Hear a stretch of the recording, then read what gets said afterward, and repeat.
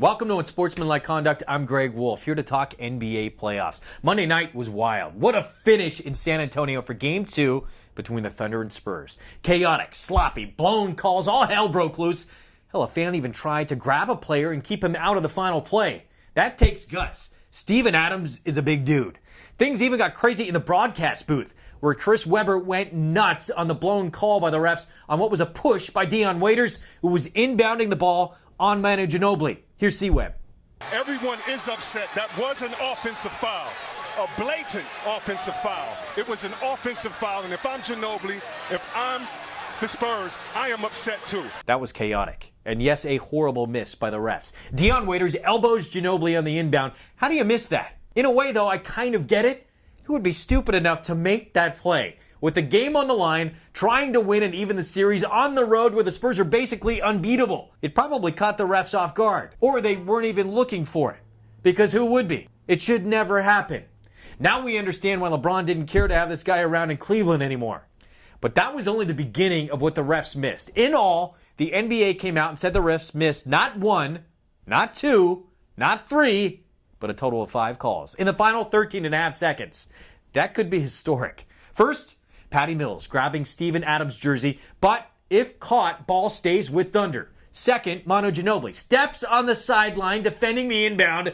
That's a delay of game. So everyone arguing the refs missed the Waiters' elbow to Ginobili and they should have had the ball, it didn't matter at all. And if holding the refs accountable for everything and what should have been that elbow, stupid as it was likely a reaction to Ginobili stepping over the line. Ball again stays with the Thunder. Third, the Dion Waiters elbow we addressed. A reaction likely to Ginobili's encroachment.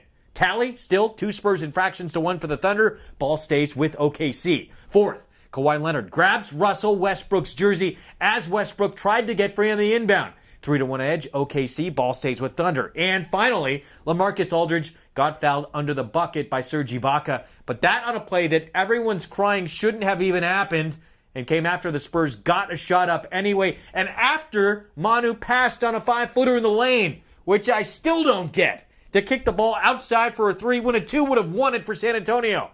But bottom line, missed call or not, or calls, the Spurs got the ball and had a shot anyway. In fact, the Spurs got an even better chance to score and win the game, getting the turnover and then having a 3-on-1 going the other way than they probably would have ever had if they had a timeout and drew something up. They had every chance to win it. They just couldn't convert. And as for the call impacting the outcome, even Ginobili agreed, saying it had nothing to do with why the Spurs lost. What he should have been asked about was why he passed up that shot in the lane to kick it outside with time winding down. 5 blown calls is bad, but the bigger issue to me, if I'm the Thunder, what the hell was Dion Waiters thinking? I have major trust issues with him now if I'm the Thunder. Talk about the refs' mistakes. All he had to do was inbound the ball and it's game over. Instead, let's look at his laundry list. First, it was damn close to a 5-second count inbounding the ball. Secondly, the elbow definitely should have been Spurs ball with a chance to win based on his actions alone.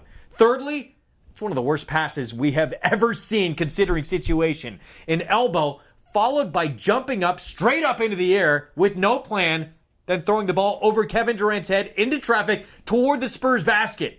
Jumping and deciding in the air, it's never a good idea. It's not sound basketball, especially with the game on the line in the last play of the game. Unbelievably bad, unreal decision making. So essentially what we're seeing, KD and Westbrook aren't only trying to beat the Spurs, these poor guys have to overcome their own teammates' ineptitude. That makes this series a tough uphill climb for OKC. Might be a good move for Billy Donovan to suspend Waiters' inbounding privileges the rest of the series. It's been exciting though, and it should only get better. Series tied 1-1. North of the border, we the North chants are getting louder. For the first time ever, even though it wasn't pretty, the Raptors advanced in the postseason in a 7-game series. The monkey is off their back. And as much as I'm sure he'd like to take credit, the Raptors advanced no thanks in any way to Drake. The NBA's biggest groupie and bandwagon fan.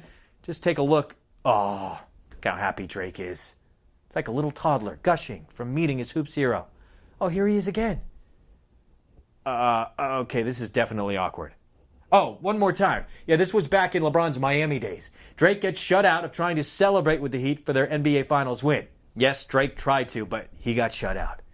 I don't recall seeing LeBron or Kobe, or even Cousins for that matter, trying to step on your Grammy moment. Kanye, yes, we expect that from him. He's a Kardashian. Let's not make it worse, though, shall we? And as much as Drizzy loves him some NBA players, apparently he was fine taking a shot at the Pacers' Paul George in the name of standing up for his Raptors. Here's Drake's tweet after Paul George passed up a potential game-tying shot in the face of a double team to pass to a wide-open teammate. That teammate, by the way, made the shot just as time expired, so the basket didn't count. So the Raptors won. But it was a smart and sound basketball play. Drake calling out Paul George, at first you'd think, Drake, just stick to what you know. But digging a little deeper, we found that Drake is a serious baller. Little Jimmy Brooks from Degrassi has some hoop skills. Just look at his artistry with the ball in his hands.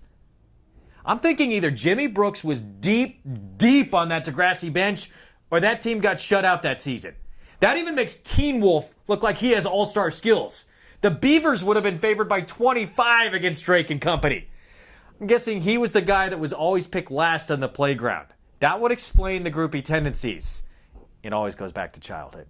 So maybe it's best Drake just never pick up a basketball again. So the Raptors move on, but yet no thanks to Drake. That tweet could have provided the extra motivation for George to go off in Game 7. He did go for 26 and 12 boards, but the Raptors survived, despite Drake. But now it's the conference semis. And as fun as I'm sure it's been for Drake and Raptors fans, soon it'll be time for them to cue up their Drake theme song. Just hold on, we're going home. Sorry, Raptors fans. I couldn't resist. Just hold on, we're going home.